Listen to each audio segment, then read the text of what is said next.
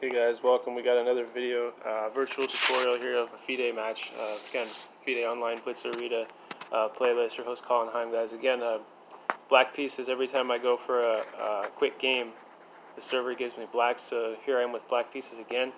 And my opponent from Greece, I didn't get to see what the rating was in this particular game, but it was FIDE rated. My opponent started the game with C4, guys. Let's get right into it. So we have an English, G6.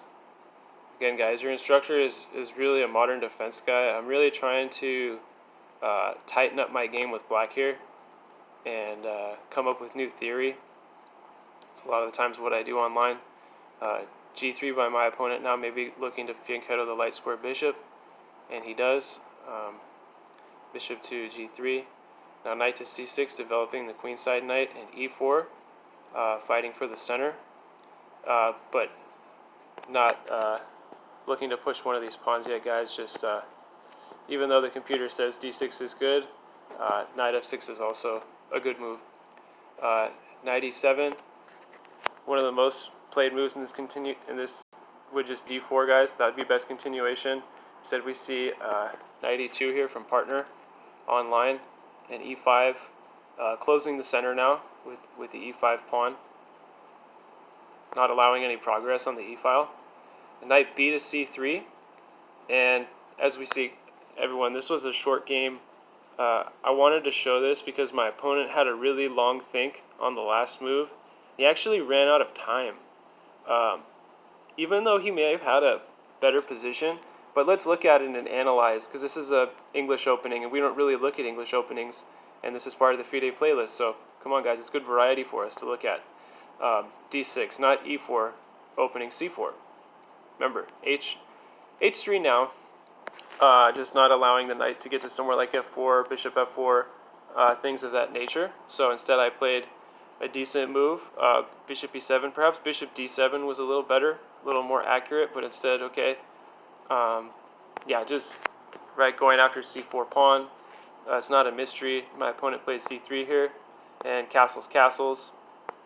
A6, not allowing the knight to get forward to B5, F4 now.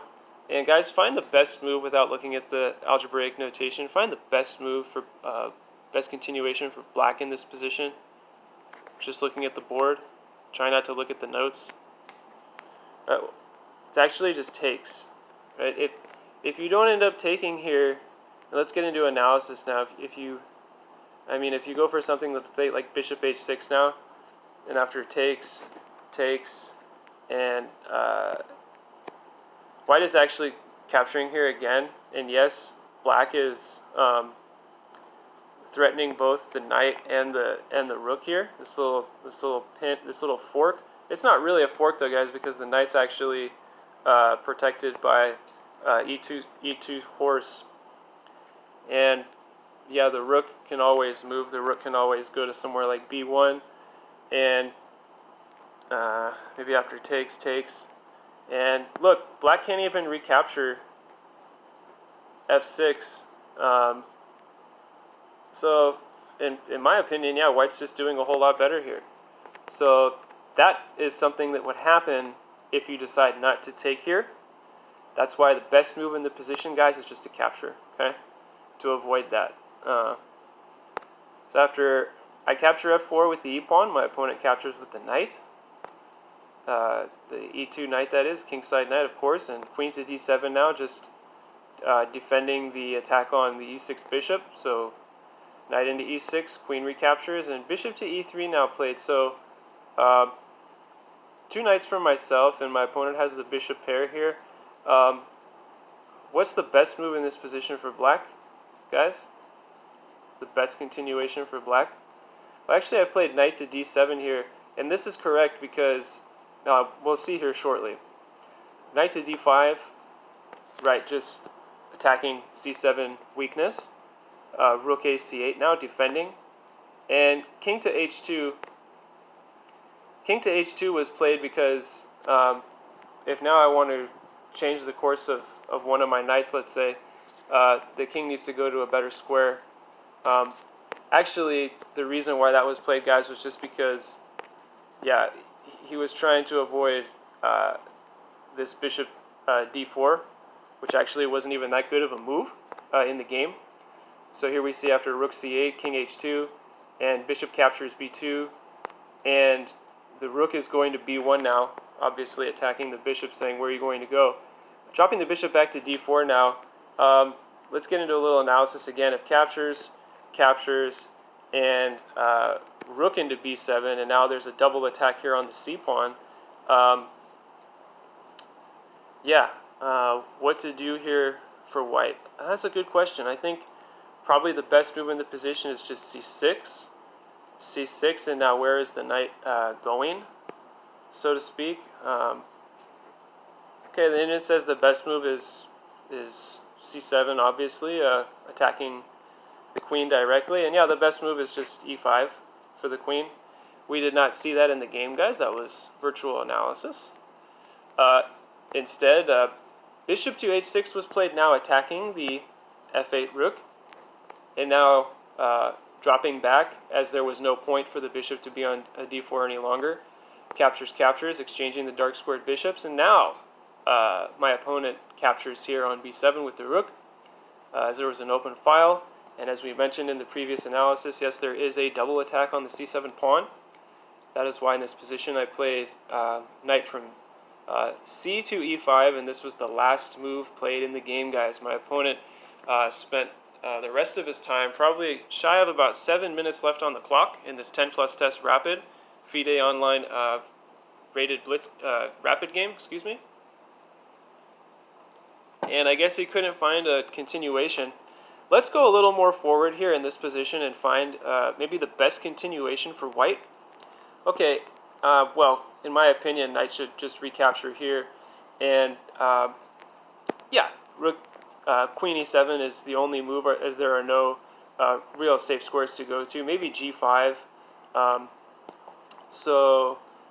What is the engine recommending here? Let's say I move the knight again, attacking the queen. I guess there might be some kind of perpetual here. If, you know, both teams just decide to do this, and after this is threefold rep, the server would probably just make a draw. Let's find something else.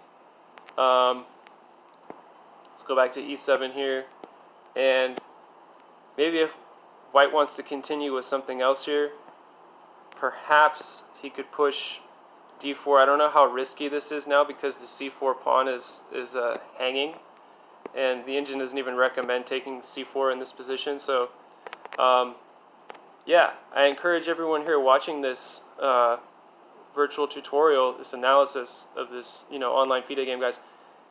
On your own time, remember this was the last move played in the game. Okay, knight to e5, no more analysis. Set this position up if you have a chessboard. I encourage you to set this up at home over the board maybe and look at it. Find the best continuation for white. Should be somewhat obvious. I think you're capturing.